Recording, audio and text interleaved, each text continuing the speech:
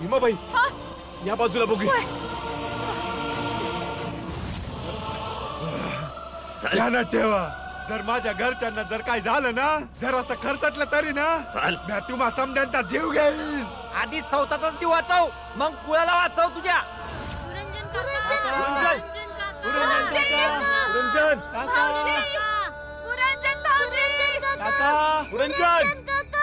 नाही सोडणार. पुरंजन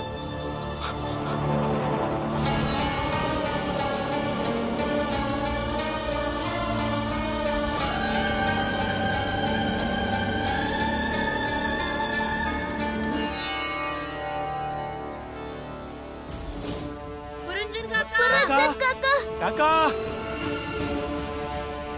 आवाज तर पुरंजनचाच होता आणि आवाज इथनं झाला होता, पण इथे तर कोणी बी नाही. आजूबाजूला बी कोणी दिसना झालंय. विचारायचं कोणाला? काय या लोकांनी मिळून काकाला? नाही नाही, आई बी काय बोलतोस तू? एक काम करूया, सगळ्यांनी एकेका जागी जाऊन त्याला शोधूया. पुरंजन भाऊजी, काका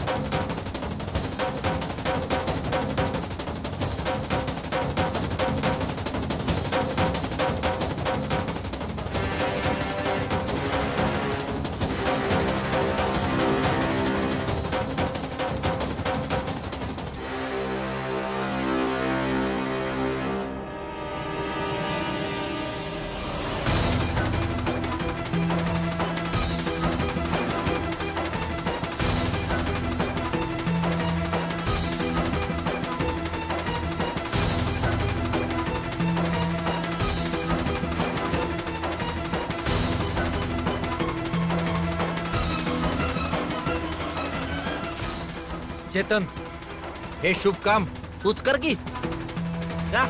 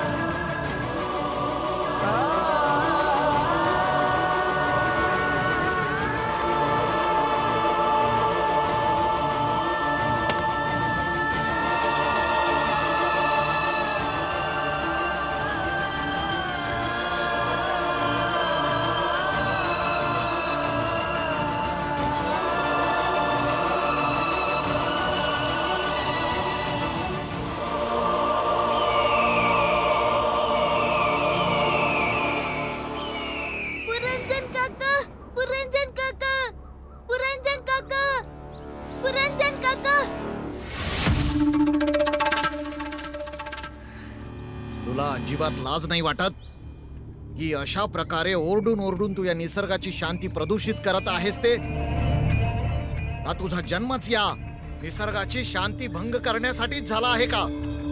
पुरंजन काका कुठे गावानं झाले. बहुतेक त्यांना कुणीतरी घेऊन गेला आहे. त्यांनाच हुडकतोय. बुद्धीने तर खूप कुशाग्र आहेस. शक्यतेचे पुरावे नाहीयेत, त्यामुळे बहुतेक या शब्दांचा वापर करतोय. योग्य आहे. हळूहळू पावलं टाकतोयस का? पुरंजन काका, पुरंजन काका.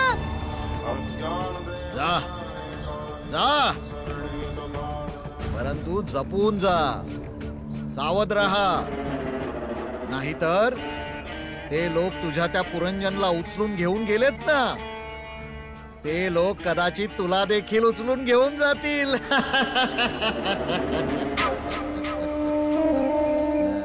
क्षमा करा देवा, क्षमा करा. या मूर्ख मुलाने तुम्ही बनवलेल्या शांत, अप्रतिम, मनमोहक दिवसाला आपल्या कर्कश आवाजाने दूषित केला आहे. क्षमा करा देवा, क्षमा करा, क्षमा करा देवा.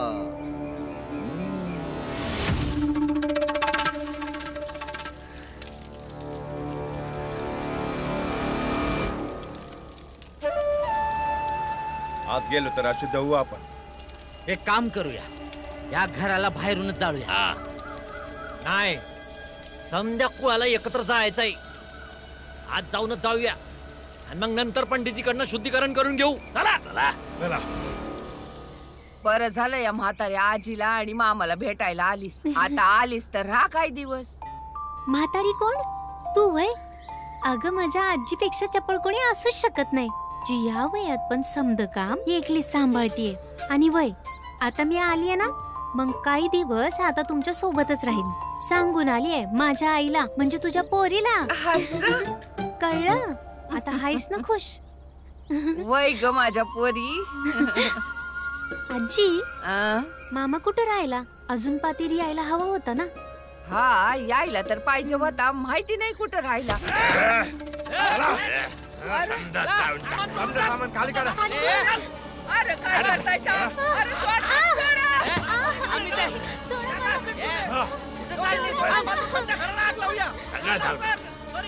समद्यांना मारून टाक.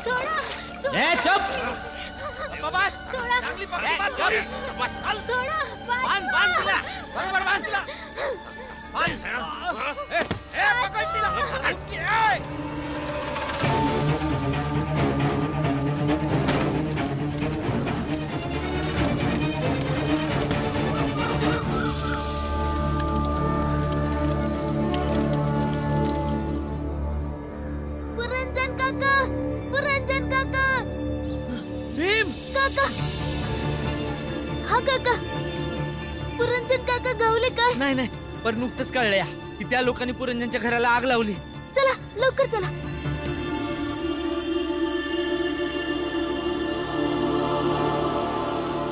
अगं ए थांब. कुठे चालली आहेस तू? ते हा? ते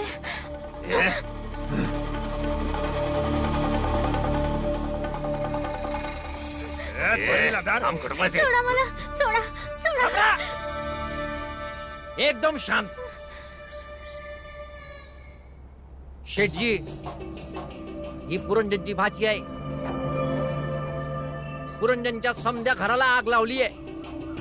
फक्त ही निसटून पळाली आहे. नाही नाही, मला जाऊ द्या, मला जाऊ द्या. सोडा. गप म्हणलं ना. हिला बीच्या आजी संग चल त्या घरात सोडूया. हिच्या मामाची शिक्षा हिला मिळाल्यावर कदाचित पुढच्या जन्मी तरी ही आपल्या जातीची लायकी समजू शकल. सोडा मला, सोडा. सोडा तिला.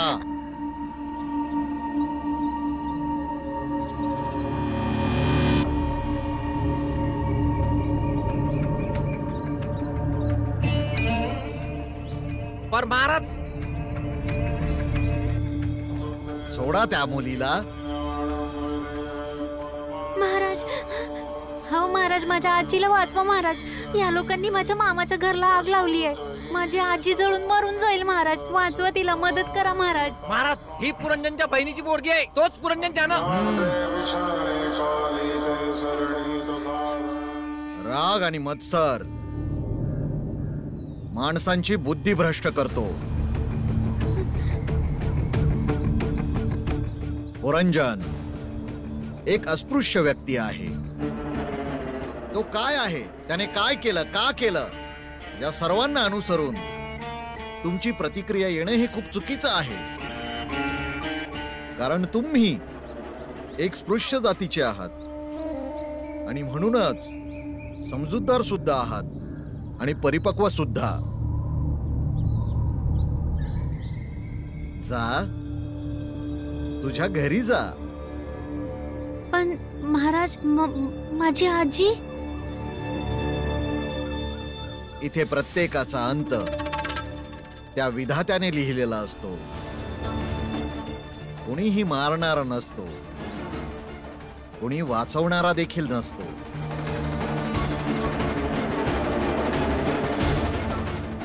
आपण सर्व फक्त त्याचे साधन आहोत.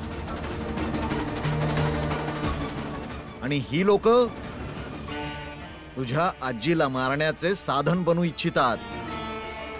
तेव्हा तू जाऊन तिचा जीव वाचवण्याचा प्रयत्न कर. जा, तुझ्या घरी जा आणि तुझ्या आजीचा जीव वाचव.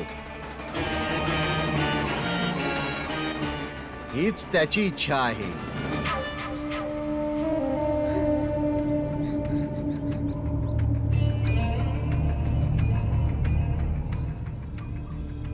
महाराज, एक गोष्ट समजली नाही मला. तुम्ही तिला जाऊ का दिलं?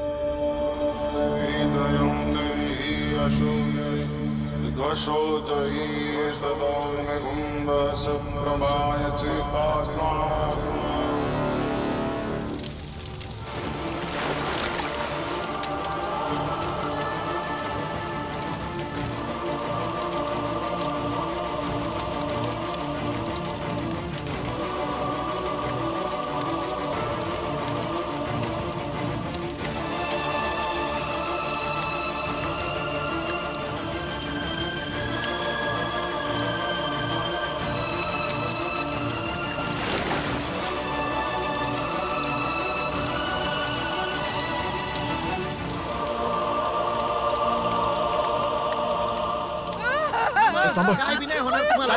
काय बी नाही होणार. काकी, काकी, काकी, काय झालं? तिला लय भांडलंय. चला तिला वैद्यकाकडे घेऊन जाऊया. लवकर. चला चला चला.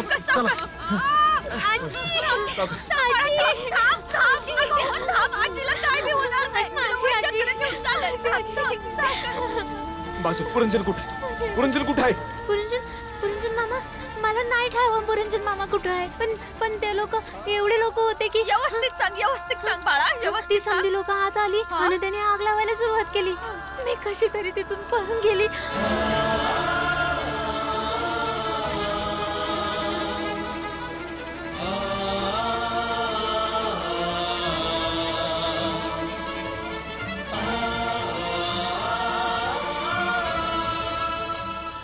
माझी आजी, मला जाऊ द्या. आजीला काय जाऊ दे. काय बी होणार नाही. मी म्हणलं ना तुला, काय बी नाही होणार. काय बी नाही होणार गं, काय बी नाही होणार. शांत हो.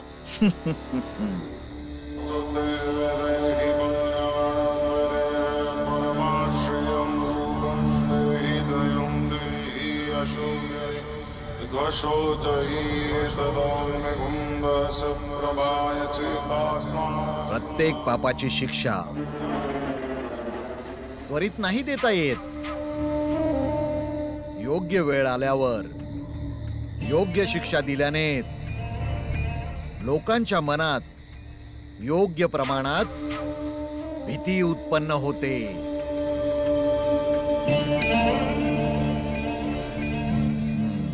मी त्या मुलीला जाऊ दिलं, परंतु तिला देखील शिक्षा नक्कीच मिळेल. पर महाराज, ही योग्य वेळ येणार केव्हा? केव्हा त्या मुलीला शिक्षा मिळेल? येणार, वेळ येणार, योग्य वेळ येणार. परंतु तोपर्यंत त्या मुलीवर तुमची बारीक नजर ठेवा. जशी तुमची इच्छा महाराज.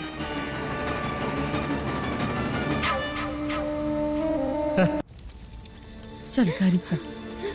मामी मामी मला खूप भीती वाटते. ती लोक कुठून तरी आले तर? ताई आम्ही आहोत ना, तू घाबरू नको, कुणाला बी घाबरू नको. वय, कारण घाबरणाऱ्याला ते लोक जास्त घाबरवतात आणि जे नाही घाबरत ना त्यांना ते स्वतः पण घाबरतात. वय ना भीम? चल चला चल चल. आज चला. ये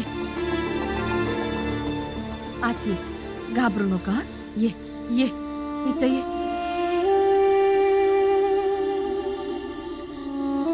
बस बाळा, घाबरू नका.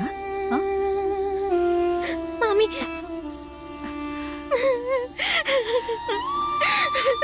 आता काय बी नाही होणार. हं? आता आपण आपल्या घरी आलो ना.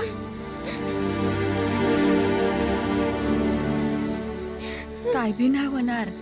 मी आहे ना, परत येईन. हा म्या, रडू नको.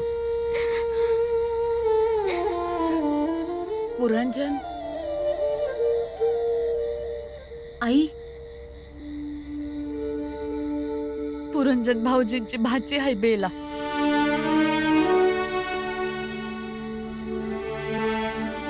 ती कालच आपल्या मामाच्या घरला राहायला आली होती. ताई,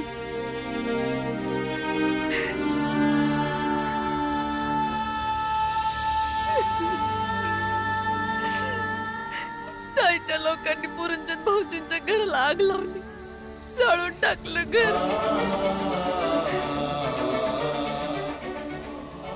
त्यांच्या आईला बी लय भाजलंय. हे गेल्यात त्याच ती वैद्याकडे घेऊन.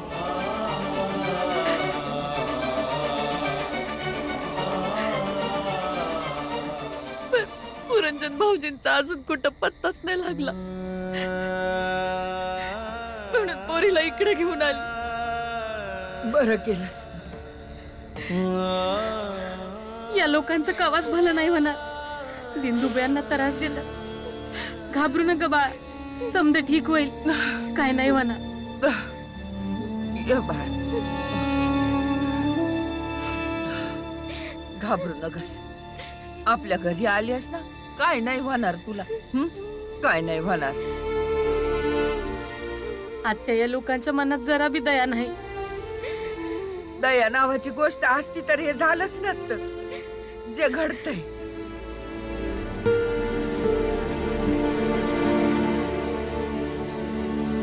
देवानं आपल्याला रंग रूप कान नाक समद दिलंय. आपल्याला बी माणूस बनवलंय. पण ही लोक आपल्याला माणूस का समजत नाही. ह्याचं उत्तर तर कुणाजवळच नाही ताई.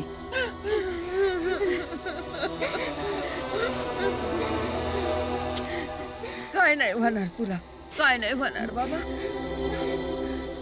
पाणी पी. घे पाणी घे बाळा. शाबास.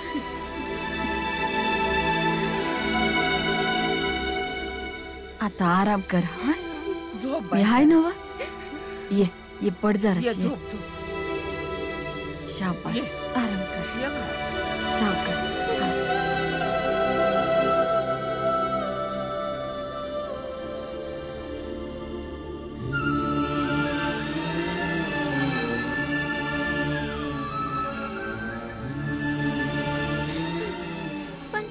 आजी कशी असेल आणि पुरंजन मामा तो कुठे असेल?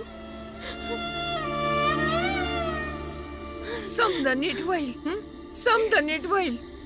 वय ताई, तुझ्या आजीला बी बरं वाटेल आणि पुरंजन काका बी गावतील. फक्त तू काळजी नका करू. हे लोक भीती दावायचा व्यापार करतात आणि माणूस त्या भीतीलाच घाबरतो. जर माणसानं आपल्या मनातली भीती काढून टाकली तर कुणी त्याचं काय बी वाकडं करू शकत नाही. पण ही लोक लय लबाड आहेत. यासनी ठाव आहे का माणूस कवच त्याच्या भीतीतनं बाहेर येणार नाही आणि त्यांचं दुकान कवच बंद नाही होणार. त्यामुळे सदान कदा घाबरवायचाच विचार करत असतात. समजा नीट होईल. शांत राहा तू.